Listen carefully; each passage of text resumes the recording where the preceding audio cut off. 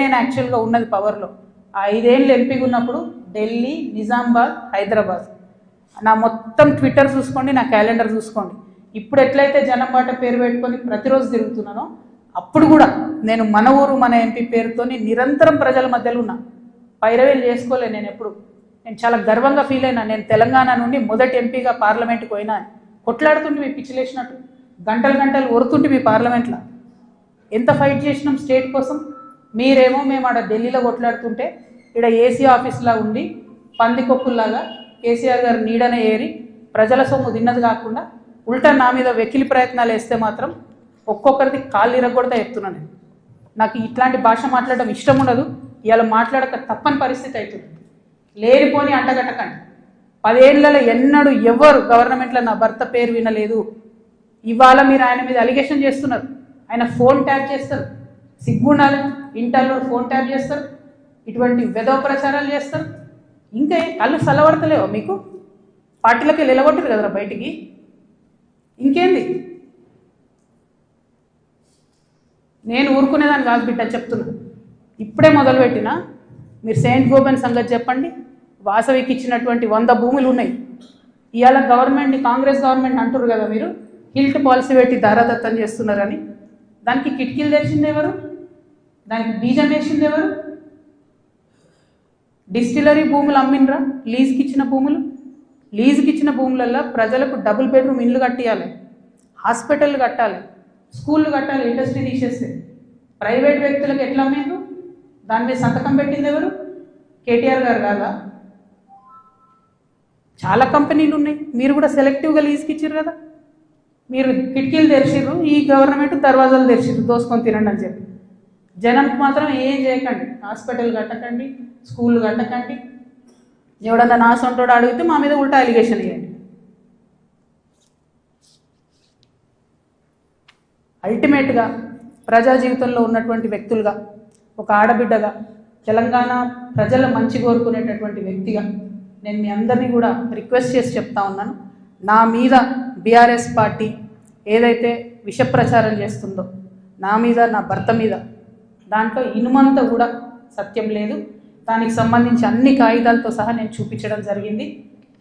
ఇక ముందు కూడా నా మీద ఎవరు ఏ ఆరోపణ చేసినా నేను ఖచ్చితంగా జవాబు చెప్తాను. జవాబు చెప్పిన తర్వాతనే నేను ప్రజల పక్షాన నిలబడి వారిని ప్రశ్నిస్తాను. వారు మాత్రం జవాబు చెప్పకుండా వెన్నుపూస చూపించి పారిపోతూ ఉన్నారు. అది కరెక్ట్ పద్ధతి కాదు. మేమేదో మీ విఘ్నతకే వదిలేస్తున్నామంటే ప్రజలేం వదిలిపెట్టరు. టైం చూసి కర్రు కాల్చి వాత పెడతారు. మీరేం గొప్ప నాయకులు కాదు, పెద్ద నాయకులు కాదు. ఎంత పెద్ద నాయకులైనా ప్రజలకు జవాబుదారీ అన్న విషయాన్ని మర్చిపోయి మీరు ప్రవర్తిస్తే మాత్రం ఊరుకునేది లేదు. ఇది తెలంగాణ. ప్రజలు మేలుకుంటారు, ఖచ్చితంగా మాట్లాడతారు. Thank you. జై తెలంగాణ.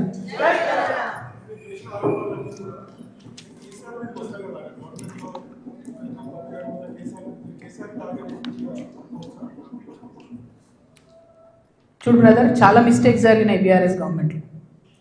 ఆ విషయాలన్నీ ఇప్పుడు నేను జనంబాటలో తిరుగుతుంటే ప్రజలు వచ్చి నాకు చెప్పేటటువంటి దాంతో, వాళ్ళు ఇస్తున్నటువంటి విజ్ఞప్తులతోనే అర్థమవుతుంది. నేను మళ్ళీ చెప్తున్నాను, ఎంత పెద్ద నాయకుడైనా ప్రజలకే జవాబుదారు.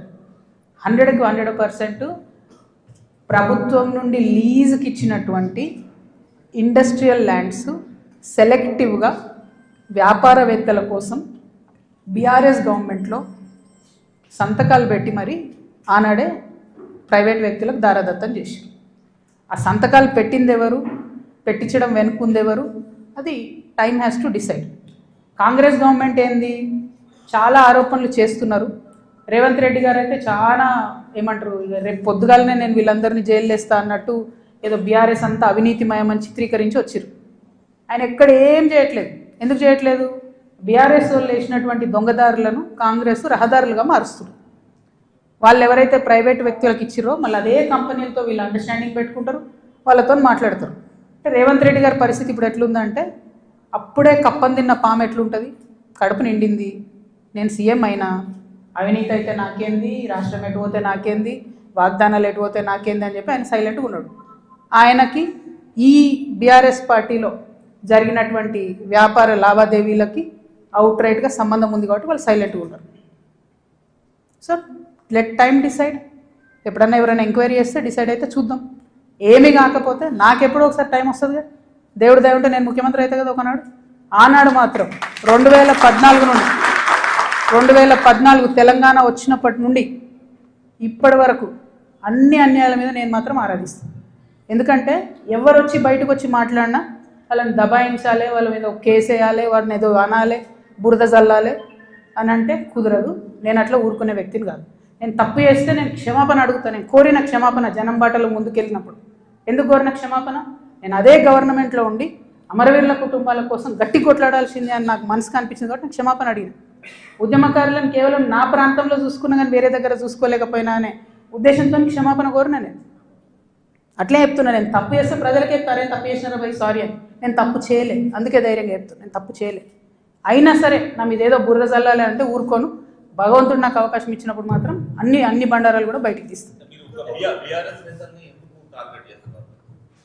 నేనేడో టార్గెట్ చేసిన భయ్. ఇప్పుడు నేను నిన్ను కొడితే నువ్వు నన్ను కొట్టవా చెప్పు. వాళ్ళు నన్ను టార్గెట్ చేస్తే నేనేం చేయాలి మరి? నేను ఊరుకోవాలను? నేనైతే గాంధీ తాతను కాదు. నేను అస్సలే మంచిదని కాదు నేను చెప్తున్నాను. నేను కేసీఆర్ గారు అంతా ఓపిక నాకు లేదు. అస్సలే మంచిదని కాదు, నేను ఊరుకోను. నన్ను కొడితే 2 కొడతా ఉల్టా. ఎందుకంటే నా తప్పు లేకుండా కొడుతున్నారు, నా తప్పు లేకుండా మాట్లాడుతున్నారు. అది కరెక్ట్ కాదు కదా. ఏం రోగం చెప్పు? నేను ఏమంటున్నా? నేను జనంలో పోతున్నా, పిచ్చిలేసినట్టు పొద్దు నుండి రాత్రి వరకు ఎందుకు తిరుగుతున్నా నేను? ఐ వాంట్ టు అండర్స్టాండ్ ఏం జరిగింది. 10 ఏళ్ళు బీఆర్ఎస్లో, 2 ఏళ్ళు కాంగ్రెస్లో ఏం జరగలే. నిన్న పోయినాం, ఆ నల్ల నీళ్ళు అది ఎంత బాధ అనిపించింది చూస్తే. ట్యాప్లో డ్రైనేజ్ వాటర్ వస్తాయని ఇప్పటికి కూడా హైదరాబాద్